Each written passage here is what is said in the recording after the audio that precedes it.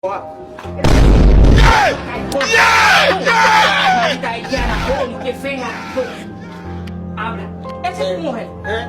Esa es tu mujer. Tú no hablas, coño, habla, coño. Maldita haitiana nunca habla, coño. Pas commencer à trembler là, non, il est en place. Y tú no hablas español. Diablo, los dos no hablan español. Monsieur, c'est maintenant ma bruit. Ahí está. Madame Moumen. Tú hablas Madame Moumen, Moumen, Madame, no habla haitiano también.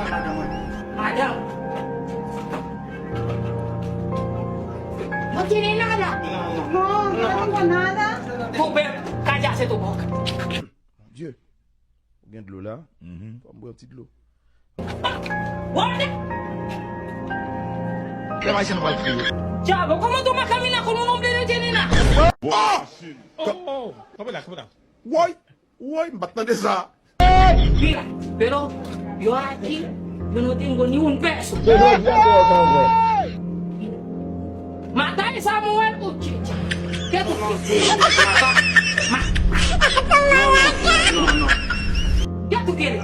Así me. ¿Qué tú quieres? Así es.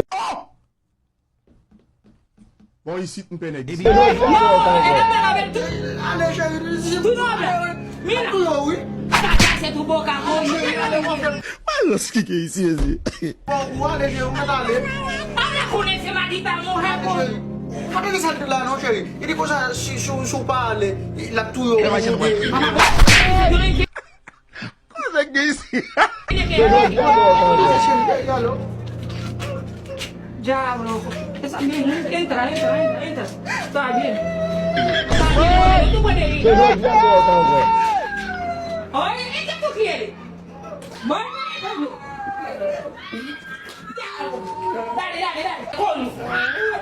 Guardia! Guardia! Guardia, fename! Guardia, ya! Está bien, ahora tú puedes ir. ¿Qué tú tienes tú? ¿Tú quieres también, men? Ah, está bien. Sí, bueno, ahora tú puedes caminar. Mais ça que tu m'as. Moi, je comprends pas la somme qui simple.